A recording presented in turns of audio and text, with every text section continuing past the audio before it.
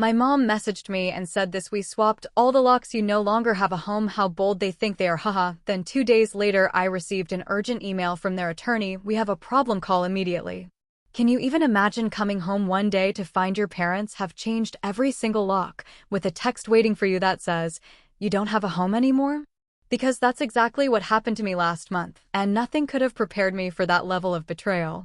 My life was already shattered, having lost my job at a failed startup, but this was a whole new kind of gut punch. And trust me, the twists and turns that followed? You won't believe them. Growing up in Oakwood Heights, a middle-class suburb just outside Boston, our house looked like something out of a real estate magazine. A perfect 2-story colonial, manicured lawn, white picket fence. But behind that picture-perfect facade, my parents, Patricia and Robert Wilson, ran our home like a military academy. From my earliest memories, everything had to be done their way. My mom scheduled every hour of my day: piano lessons, swimming, academic tutoring. My father would scrutinize every single report card, a red pen poised like a weapon, ready to mark any grade below an A with a sigh so deep it felt like a judgment on my entire existence. "Mackenzie," he'd say, pushing my B+ math test across the kitchen table, "excellence isn't optional in this family." My younger brother, Trevor, was their golden child. Years younger, he somehow just got it, following every rule without question. National Honor Society, debate team captain, eventually getting into my dad's alma mater. Trevor checked every single box on their perfect child checklist. Me? I was born with questions on my lips. But why do I need calculus if I want to be a writer? I'd ask, earning exasperated sighs. Because Wilson children become doctors or lawyers, not struggling artists, my mother would cut in, her tone ending all discussion. By high school, our home was a battleground. I joined the school newspaper. They enrolled me in pre-med summer camps. I applied for journalism internships. They scheduled hospital volunteer hours. It was this constant, exhausting push and pull, but neither side would surrender. When college applications came around, I secretly applied to business programs, all while pretending to pursue medicine. The day my acceptance letter from Northeastern's business school arrived, with a partial scholarship, no less, I finally showed my cards. "I'm going for business, not medicine," I announced at dinner, sliding the letter across the table. The silence lasted 10 excruciating seconds.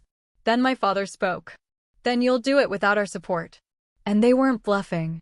While Trevor later received a fully funded education, I worked 3 jobs: campus bookstore in the mornings, waitressing evenings, retail on weekends, just to cover what my scholarship didn't.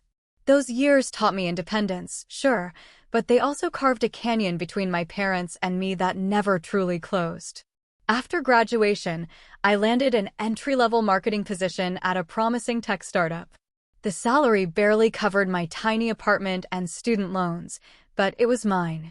For 3 years, I built my career, visiting my parents only on major holidays, where conversations remained superficial and tense. Then COVID hit. Our startup lost its funding, downsized, and eventually collapsed entirely.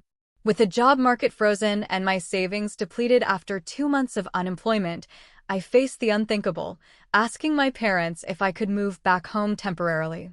6 months maximum, I promised, as they reluctantly cleared out Trevor's old room. Just until I find something stable. From day one, the arrangement was beyond strained. They imposed the same rules as when I was 16, curfews, chore charts, mandatory family dinners where my mother would casually mention that medical school was still an option at my age. Every job rejection email in my inbox became ammunition for their argument that I'd chosen the wrong path. Marketing for tech companies in this economy, my father would scoff. You could have been halfway through your medical residency by now. The tension only escalated over my 6-month stay. My contributions to household expenses, whatever I could scrape together from freelance work, were dismissed as insufficient. My job search efforts were unfocused.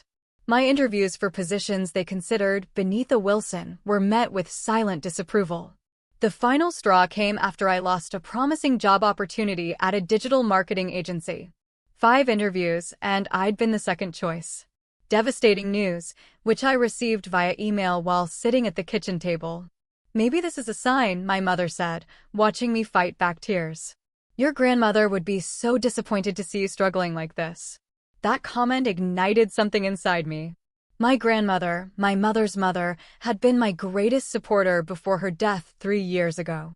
She'd secretly slipped me checks during college, always telling me to follow my passions. Don't you dare tell me what Grandma would think. I snapped. She was the only one who ever supported me unconditionally.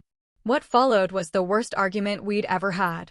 Words like ungrateful, failure, and disappointment flew across the room. I accused them of never loving me for who I was.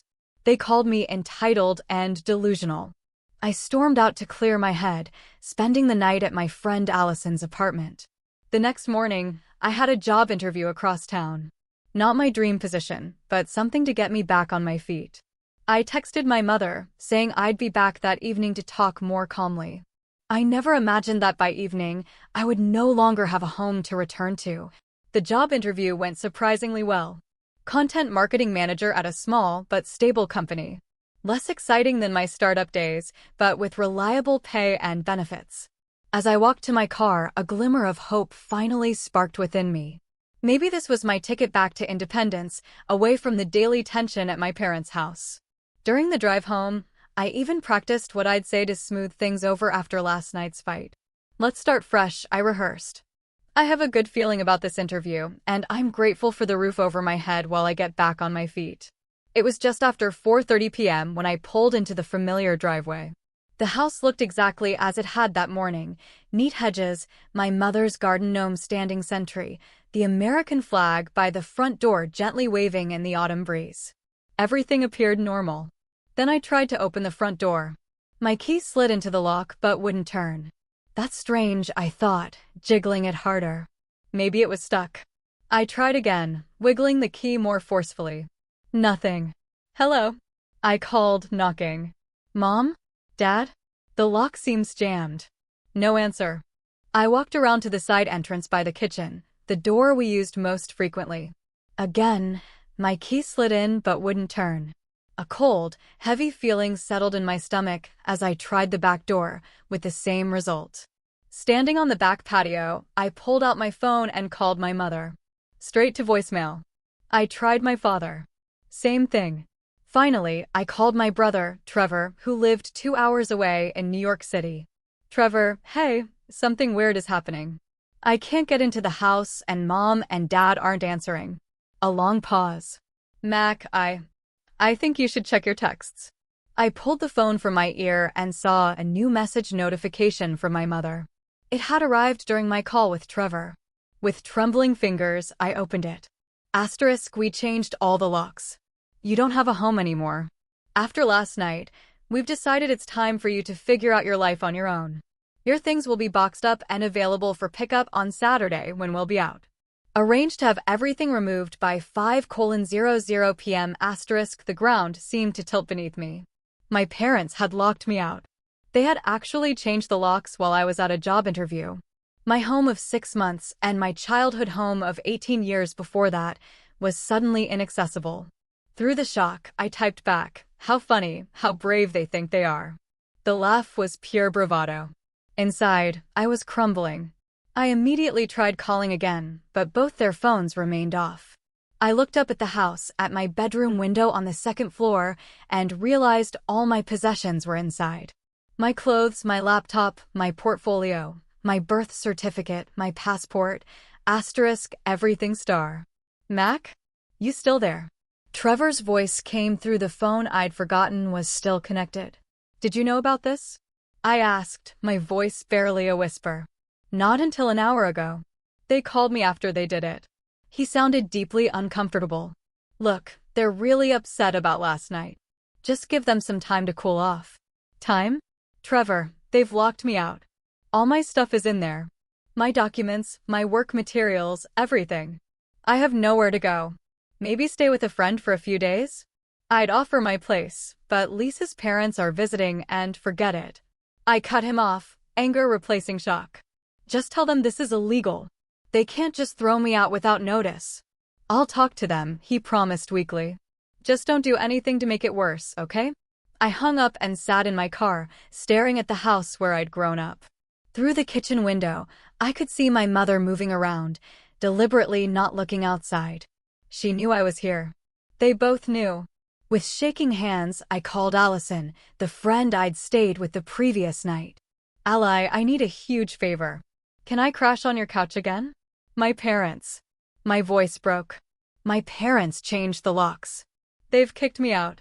Allison's outrage was immediate and comforting. They did what? Of course, you can stay here. Oh my God, Mac, that's horrible. Do you need me to come get you? No, I have my car. I'll be there in 20 minutes.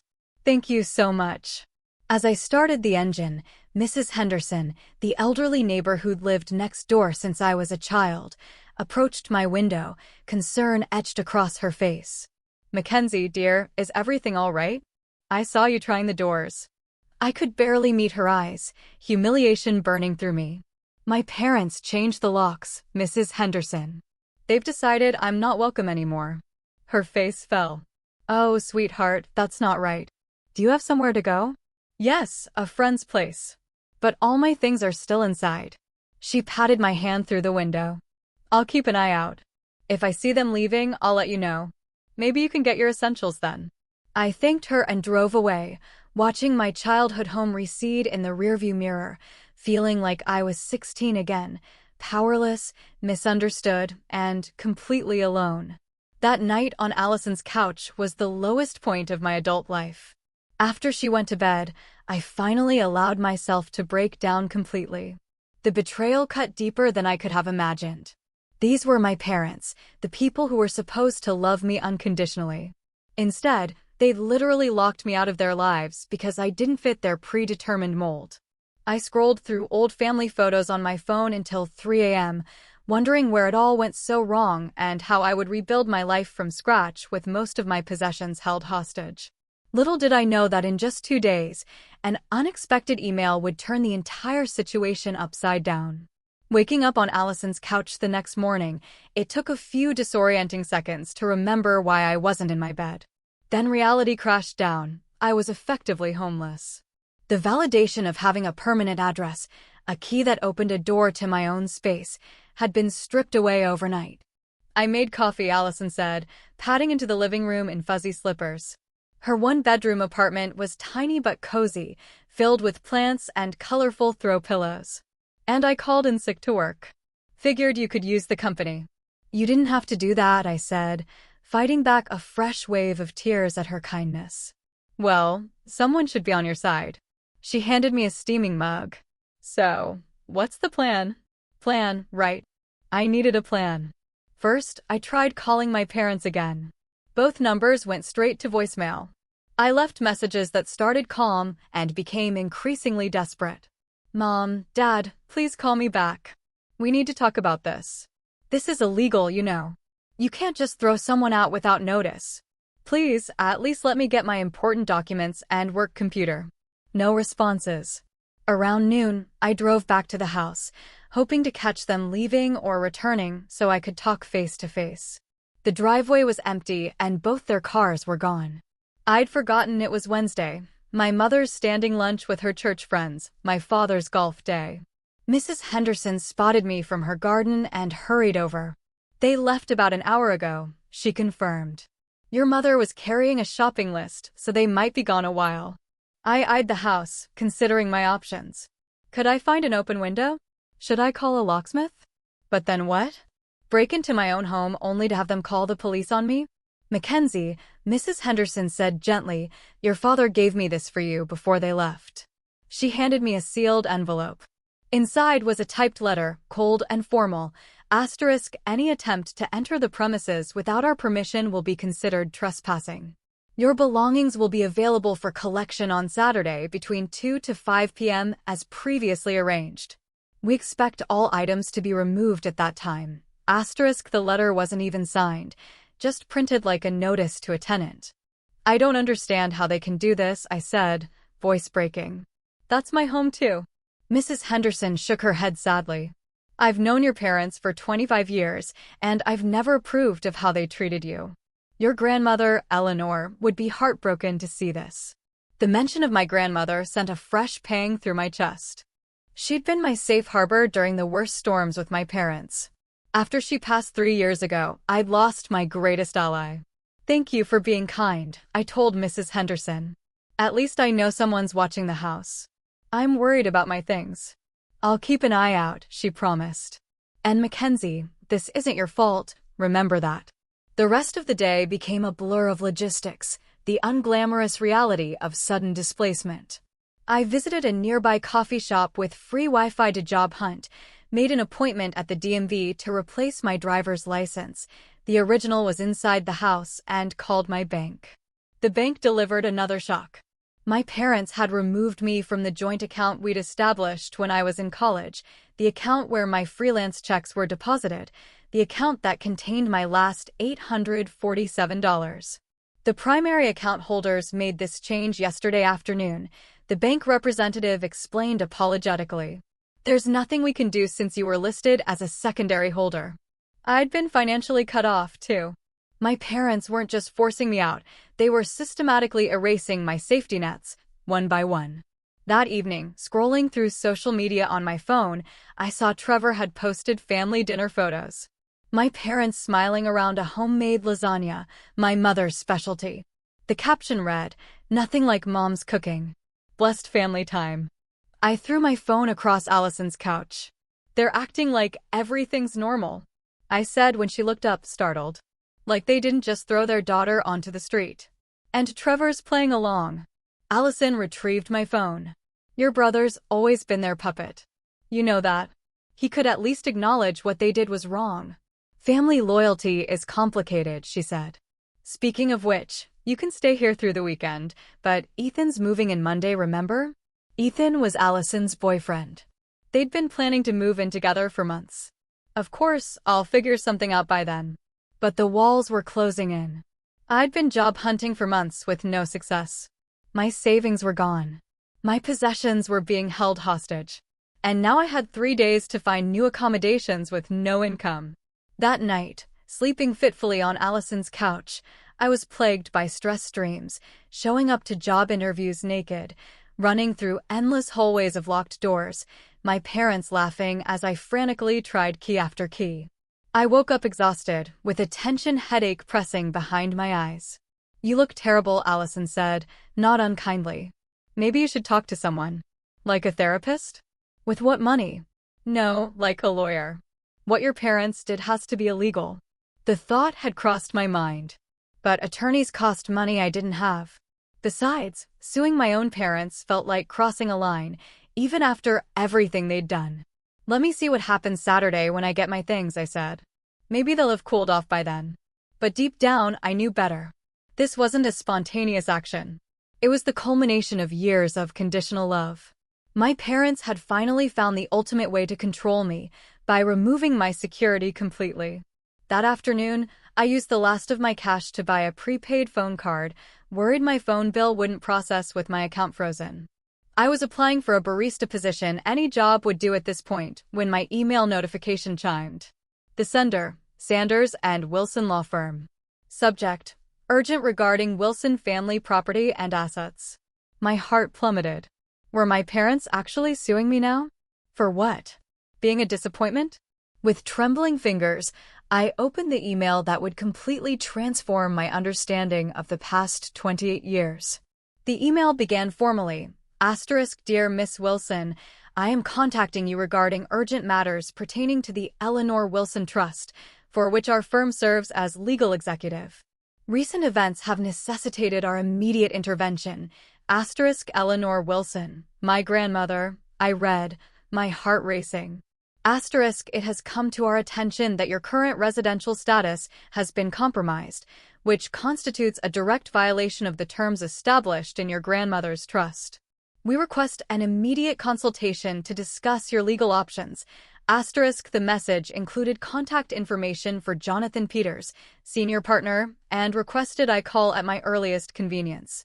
A confidentiality notice at the bottom warned against unauthorized disclosure of the email's contents. I read it 3 times, trying to make sense of it. My grandmother had a trust? One that somehow involved my residential status? And what did they mean by legal options? With shaking hands, I dialed the number. Sanders and Wilson, how may I direct your call? Came a professional female voice. This is Mackenzie Wilson. I received an email from Jonathan Peters about my grandmother's trust. One moment, please, Miss Wilson. After a brief hold with generic classical music, a deep male voice came on the line. Miss Wilson, thank you for your prompt response. I'm Jonathan Peters. What's this about my grandmother's trust? I wasn't aware she had one. That's precisely why we need to meet. There are confidentiality concerns I can't address over the phone. Could you come to our office tomorrow morning at 10 a.m.? Yes, I can do that.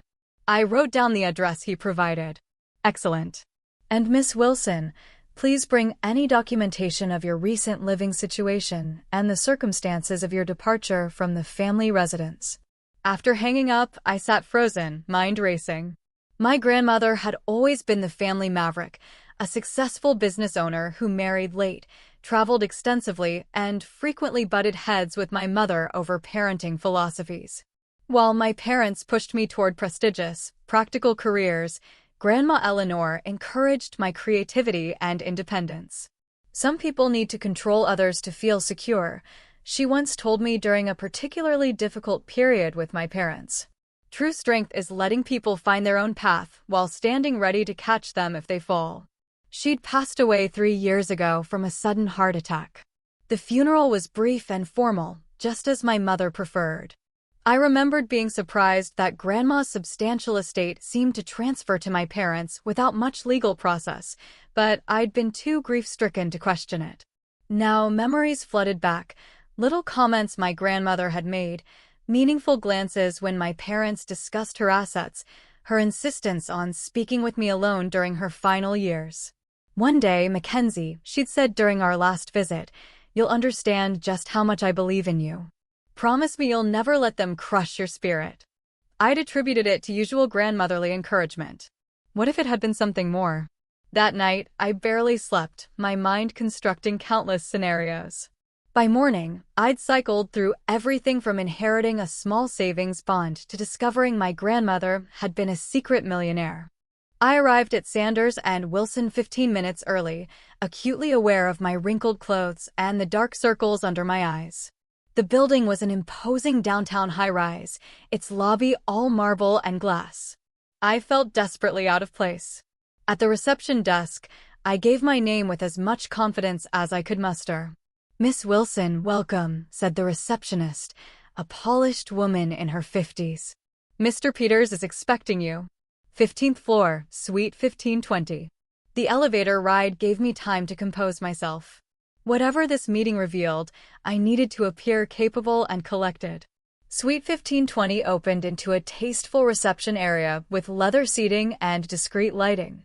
Before I could even approach the desk, a tall man with silver hair and a tailored suit emerged from an interior office. Miss Wilson, Jonathan Peters. Please come in. His office was spacious, but not ostentatious, with views of the city's skyline and walls lined with law books. He gestured to a comfortable chair across from his desk. Thank you for coming on such short notice. I understand you're in a difficult situation. That's putting it mildly, I said, then caught myself. Sorry. It's been a stressful few days. Completely understandable. He opened a thick folder on his desk. Miss Wilson, were you aware that your grandmother established a family trust prior to her death? No, I shook my head. I knew she had assets, but my parents handled everything after she passed. That's part of the problem. His expression turned grave. Your grandmother established what we call a conditional trust. The Wilson family home, where you've been living until recently, was placed in this trust along with significant financial assets. My heart began to race. What kind of conditions? The primary condition was that the property would remain your family home, with guaranteed residence rights for all direct Wilson family members, including you. Your parents were named trustees, but their right to occupy the property was explicitly contingent on your continued access to the home whenever you needed it. The implications hit me like a physical blow. Are you saying the house is actually part of my grandmother's trust, not my parents' property? Correct. The house belongs to the Eleanor Wilson Trust. Your parents have been receiving a monthly stipend from the trust to maintain the property, with the understanding that it would always remain available to you. And by changing the locks and barring you from entry, they've violated the fundamental terms of the trust, he confirmed. Which is why our firm, as the trust's legal executive, was automatically notified. Automatically notified? How? Your grandmother was quite thorough. The trust includes monitoring provisions. When your access credentials failed to open the locks on 3 separate doors within a short time frame, it triggered an alert. I must have looked stunned because he added gently, your grandmother anticipated potential family dynamics issues. She wanted to ensure your interests were protected. Tears welled in my eyes as the full meaning sank in. My grandmother hadn't just loved me, she'd taken concrete steps to protect me from exactly the kind of rejection my parents had just enacted. There's more, Jonathan continued, pulling out additional documents. The trust includes substantial educational funds that were to be made available to you upon request. According to our records, you've never accessed these funds, despite completing your degree. Did you apply for these through your parents? No, I whispered. I worked multiple jobs to put myself through college. My parents said they wouldn't support my business degree. Jonathan's expression darkened. I see. That's extremely concerning, as your parents, as trustees, were legally obligated to inform you of these available funds. We'll need to investigate whether there's been financial impropriety. The room seemed to spin around me. Not only had my parents locked me out of a home that wasn't technically theirs to control, but they might have been withholding education funds specifically designated for me. What happens now? I asked, my voice barely audible. You have several options, Jonathan said, his tone becoming more formal.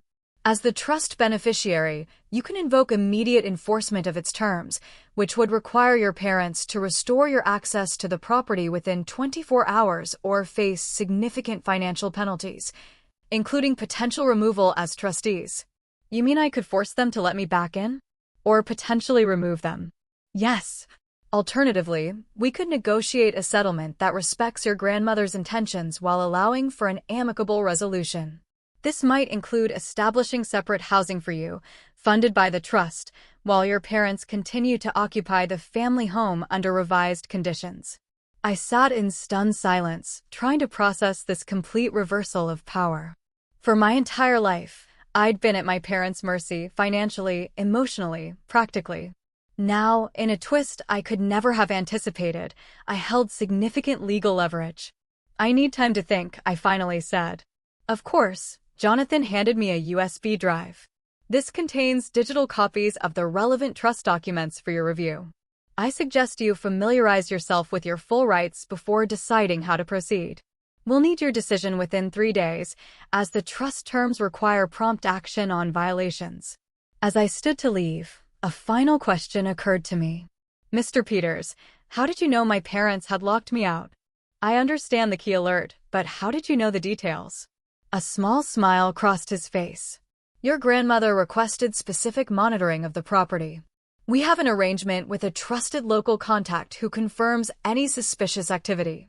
Mrs. Henderson, my grandmother's oldest friend. The pieces clicked into place. As I left the office, clutching the USB drive, I felt simultaneously overwhelmed and strangely empowered. My grandmother had seen this coming. She'd created a safety net I never knew existed. For the first time since finding myself locked out, I felt something unexpected, hope.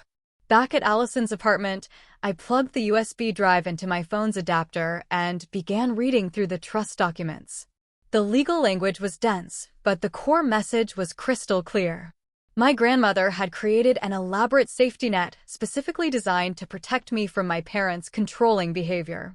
The Wilson family home, the colonial where I'd grown up, the house I'd been locked out of, had been purchased by my grandmother decades ago.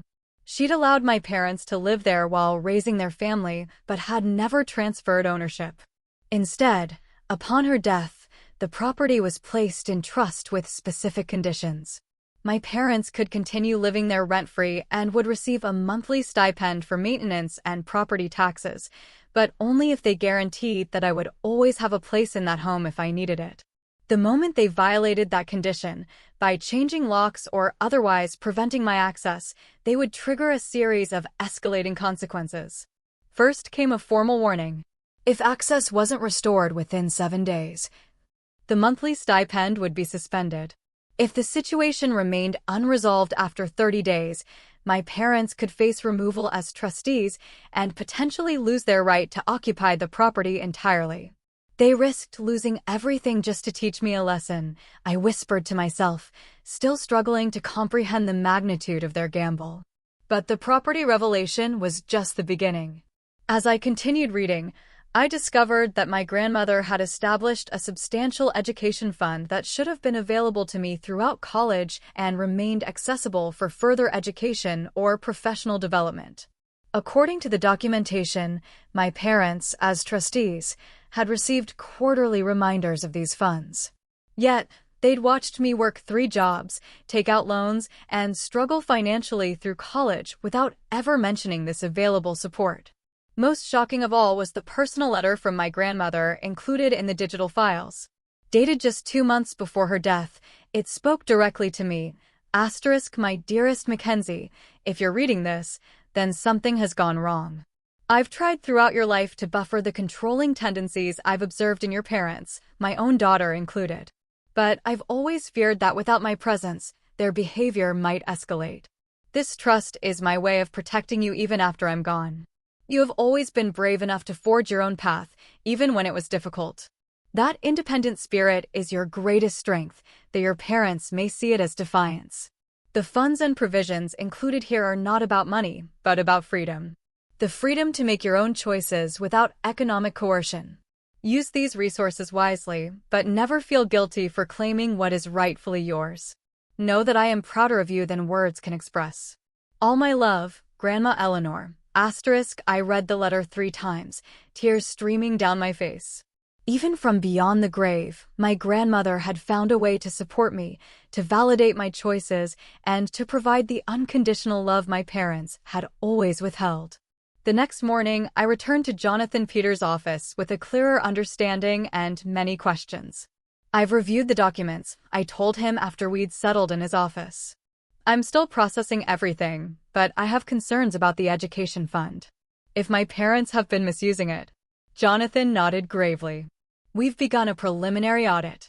The initial findings are troubling. It appears that regular withdrawals have been made from the education fund over the past 3 years, despite you not being enrolled in any educational programs during that period. They've been taking money that was meant for me? Is that legal? As trustees, they had technical access, but the terms clearly state the funds were exclusively for your educational benefit. If they've been using these funds for other purposes, it constitutes a serious breach of fiduciary duty. The betrayal cut deep. Not only had they denied me access to financial support during college, but they appeared to have been helping themselves to my inheritance since my grandmother's death. We've also confirmed through property records that significant renovations were made to the family home last year, Jonathan continued. A new kitchen, master bathroom upgrades, and a backyard landscaping project totaling approximately $87,000. I remembered those renovations. My mother's dream kitchen with custom cabinets and top-of-the-line appliances, my father's elaborately landscaped backyard retreat with a built-in grill and water feature. Projects they'd claimed they'd been saving for over many years. They used my education money to remodel the house, I said flatly. That appears to be the case. We'll need to conduct a full forensic accounting to determine the exact amounts and timing. I sat back, overwhelmed by the scale of deception. What are my options? Jonathan outlined 3 potential paths forward. First, I could pursue immediate and full enforcement of the trust terms, which would likely result in my parents being removed as trustees, potential legal action to recover misappropriated funds, and a forced restoration of my residence rights. Second, I could seek a negotiated settlement that would acknowledge the violations, but allow for a more measured resolution, perhaps establishing separate housing for me, funded by the trust, while imposing stricter oversight of my parents' trustee activities. Third, I could attempt family mediation with legal representation present, trying to resolve the situation while preserving some family relationship. Given what I've learned, why would I choose anything but the first option? I asked. Jonathan leaned forward, his expression serious. Miss Wilson, in my 30 years of practice, I've seen how family legal battles can unfold. Even when someone has been deeply wronged, as you have been, the emotional cost of a protracted legal fight against one's own parents can be devastating. I would be remiss not to present all options. I appreciated his candor. What would you recommend? I suggest we begin with a formal legal notice outlining the trust violations and your rights as beneficiary. This gives your parents an opportunity to respond before we take more aggressive action. Sometimes simply demonstrating that the power dynamic has shifted is enough to bring the other party to the table. It made sense. Let's do that. I'll prepare the documents today. We can deliver them tomorrow. As I stood to leave, another question nagged at me. Mr. Peters, did my grandmother ever express why she set up such elaborate protections? Did she know my parents would do something like this? He considered his words carefully. Your grandmother was a remarkably perceptive woman. During our discussions about this trust, she expressed concern about what she called conditional love, the tendency of your parents to withdraw support whenever you made choices they disagreed with.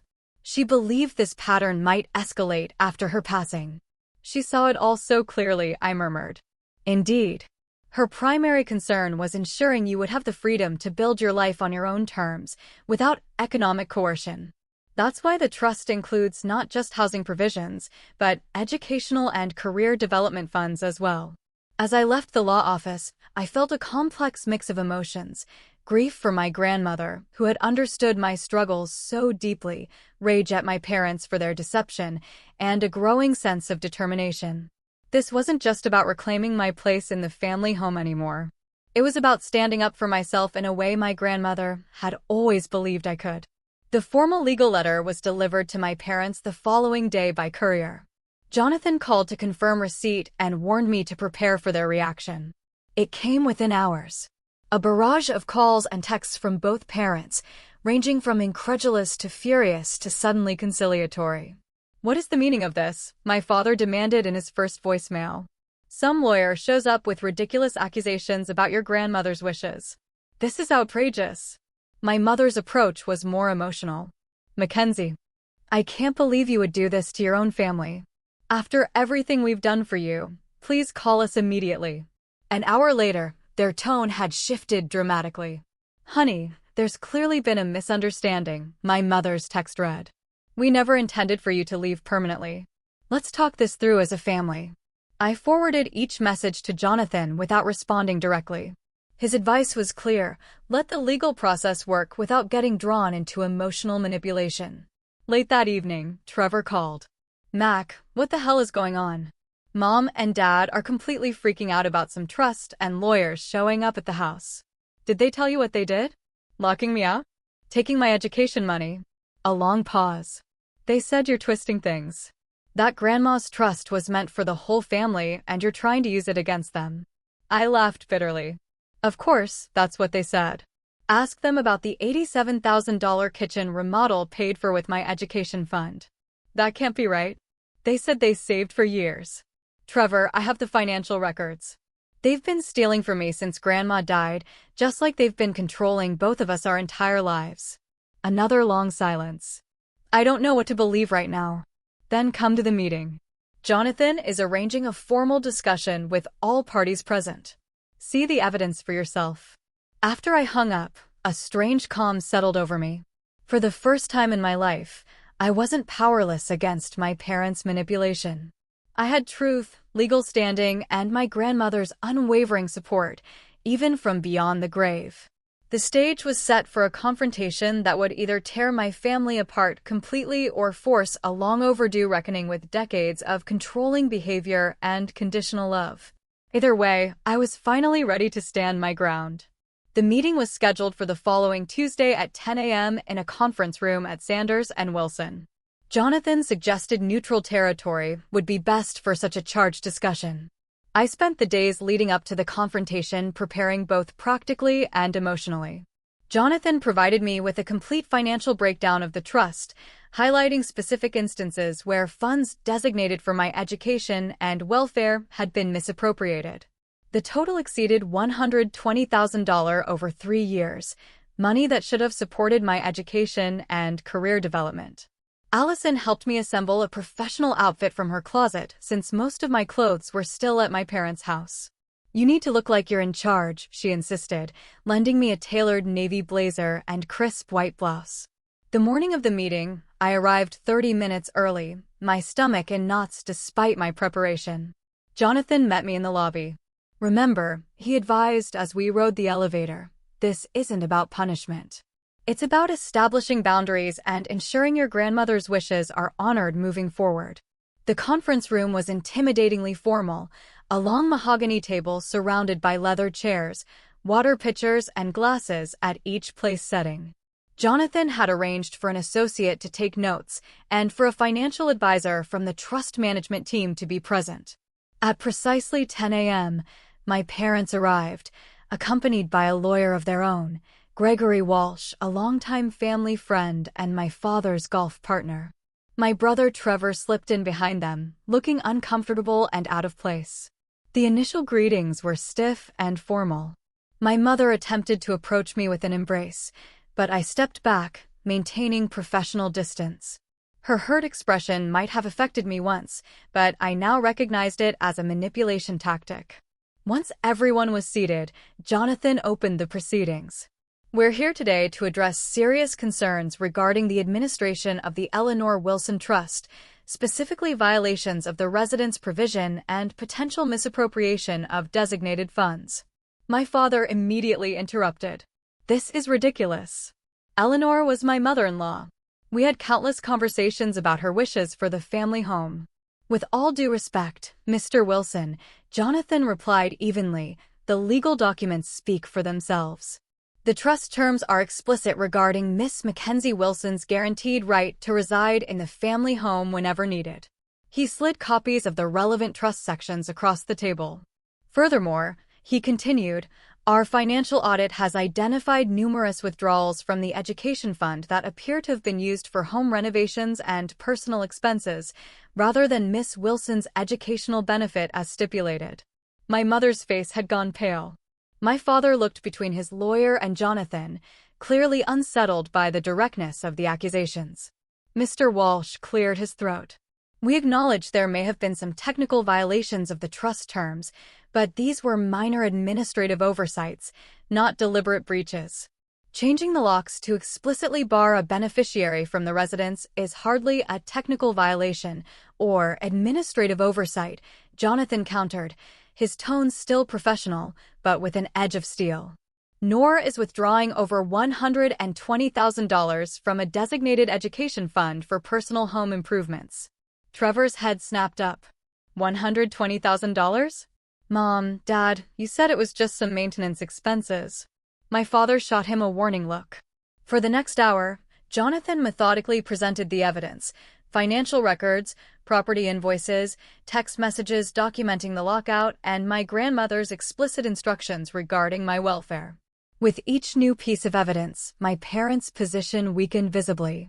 Finally, when the financial presentation concluded, Jonathan turned to me. "Miss Wilson, would you like to address your concerns directly?" Taking a deep breath, I looked directly at my parents for the first time since the meeting began. "My entire life, you've used financial control as a weapon. When I chose business over medicine, you cut me off completely. You watched me work 3 jobs through college without ever mentioning the education fund Grandma established for me. And when I needed shelter during a difficult time, you exploited my vulnerability to reassert control over my life." My voice grew stronger as I continued. "What hurts most isn't the money. It's that you betrayed not just me, but Grandma Eleanor, too. She trusted you to honor her wishes, to support my independence, even when you disagreed with my choices. Instead, you violated that trust in every possible way." My mother's eyes filled with tears. "We only wanted what was best for you, Mackenzie. We've always just wanted you to succeed." "No," I replied firmly. "You wanted me to succeed on your terms, following your plan. That's not love. That's control." My father, looking cornered, finally erupted. "This is how you repay us for raising you, by sicking lawyers on your own family? Your grandmother would be ashamed." Actually, Jonathan interjected smoothly, Mrs. Eleanor Wilson anticipated this exact scenario. That's why she established the monitoring protocols and enforcement mechanisms in the trust. She left explicit instructions regarding her concerns about your controlling behavior toward Mackenzie. He produced my grandmother's letter, copies of which were distributed around the table. As my parents read her words, the fight seemed to drain out of them. My mother covered her mouth, tears streaming freely now. Trevor, who had been silent throughout most of the meeting, finally spoke. I had no idea any of this was happening. Mac, why didn't you tell me how bad things were? Would you have believed me? I asked gently. You've always seen a different version of Mom and Dad than I have. He looked down, acknowledging the truth of my words. After a moment of heavy silence, Jonathan redirected the conversation. We need to establish a path forward that honors the trust terms while allowing for family healing, if possible.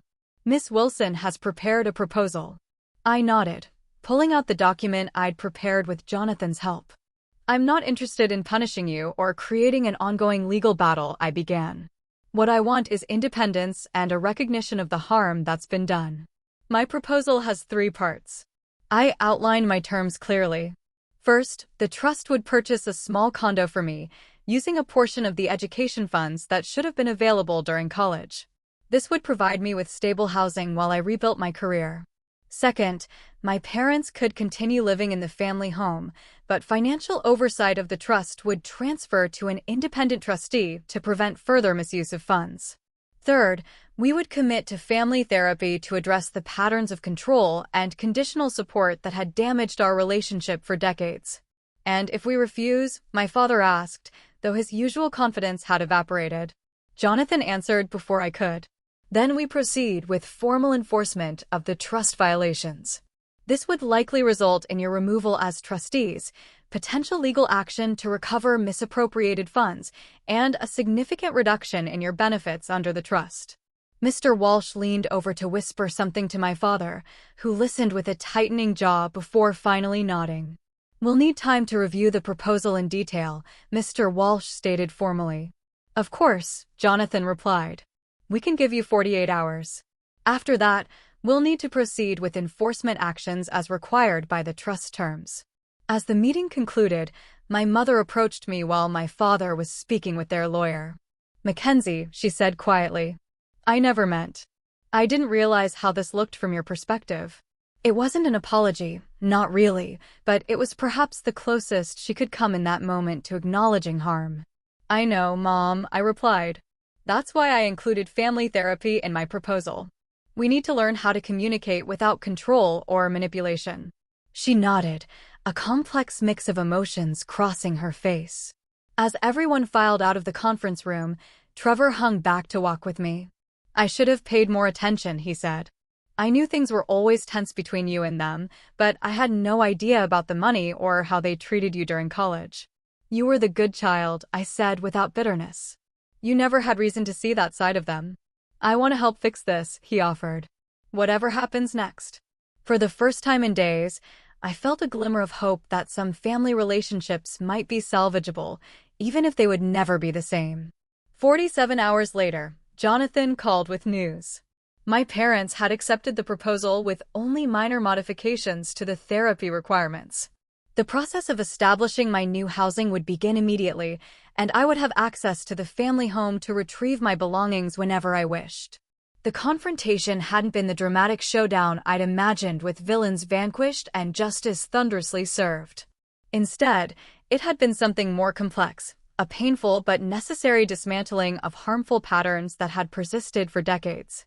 As I hung up the phone, I realized my grandmother had given me not just financial security, but something far more valuable, the opportunity to break this cycle of conditional love and control that had defined my family for generations.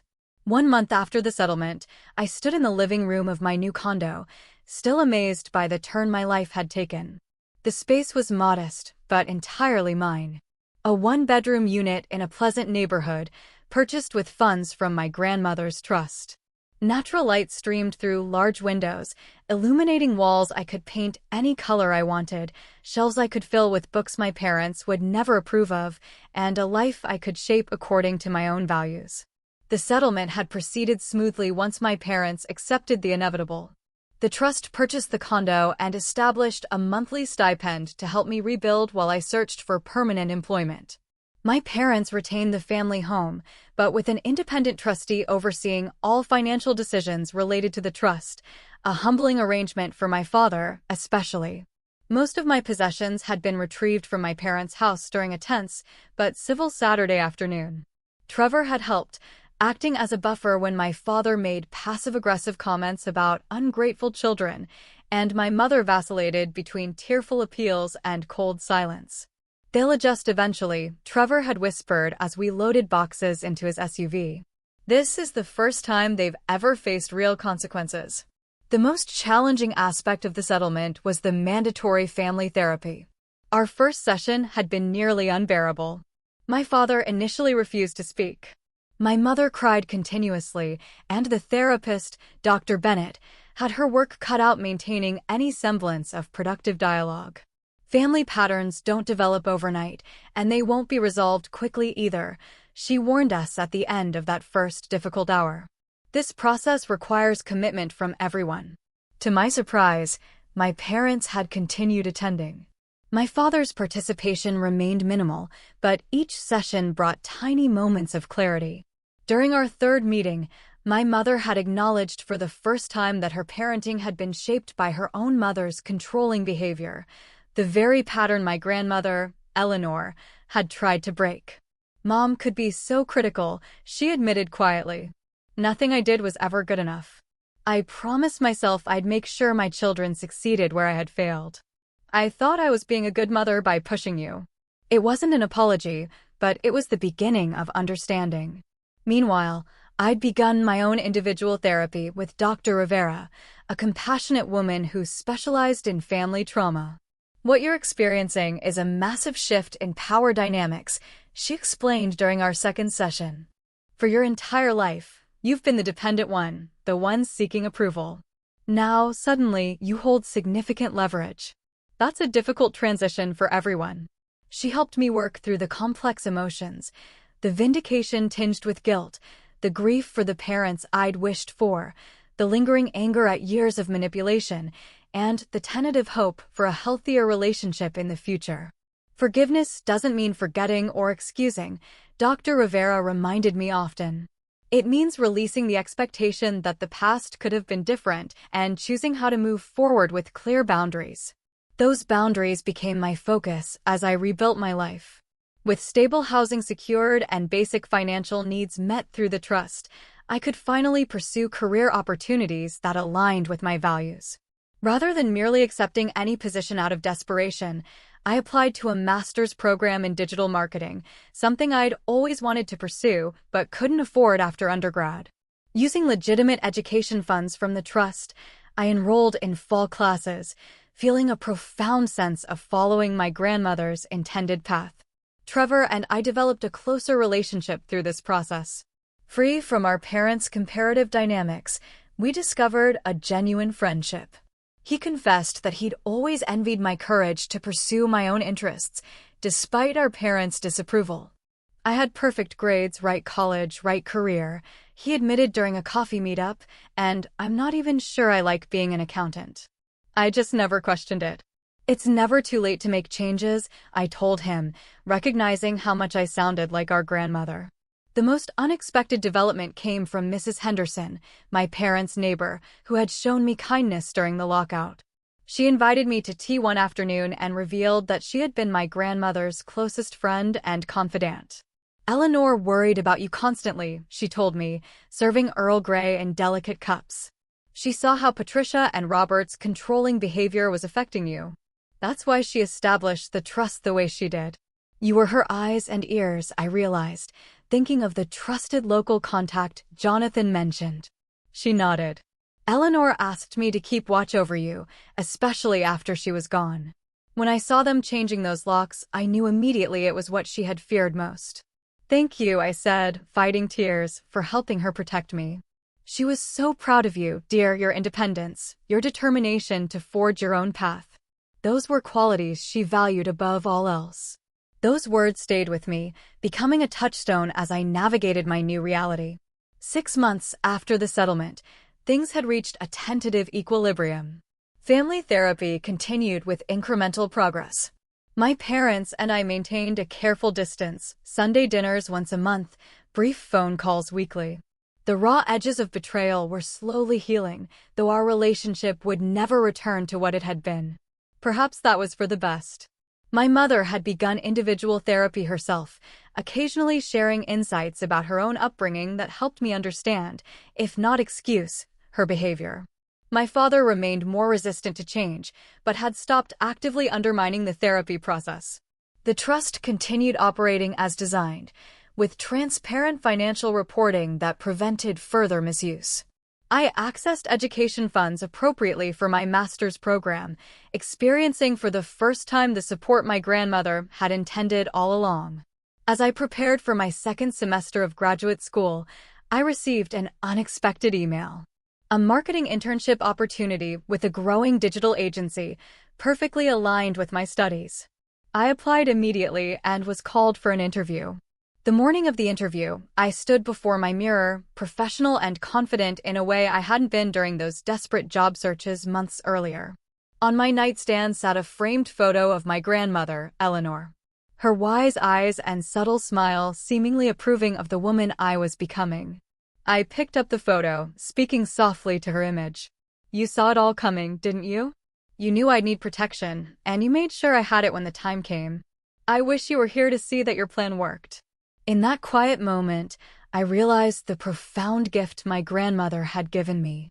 Not just financial security, but the chance to break generational patterns of control and conditional love. She had created the safety net that allowed me to stand firm in my own truth and build a life based on authenticity rather than others' expectations. As I headed out the door to my interview, I felt her presence with me, along with a deep sense of gratitude for her foresight and unconditional love. The journey hadn't been easy, and there was still healing ahead, but I was finally walking a path of my own choosing, exactly as my grandmother had intended. Have you ever had to stand up to family pressure or expectations to follow your own path? I'd love to hear your stories in the comments below. And if this story resonated with you, please like and subscribe to follow more of my journey. Sometimes the family we choose and the boundaries we set are the most important steps toward finding our true selves. Thank you for watching, and remember that you deserve support that doesn't come with strings attached.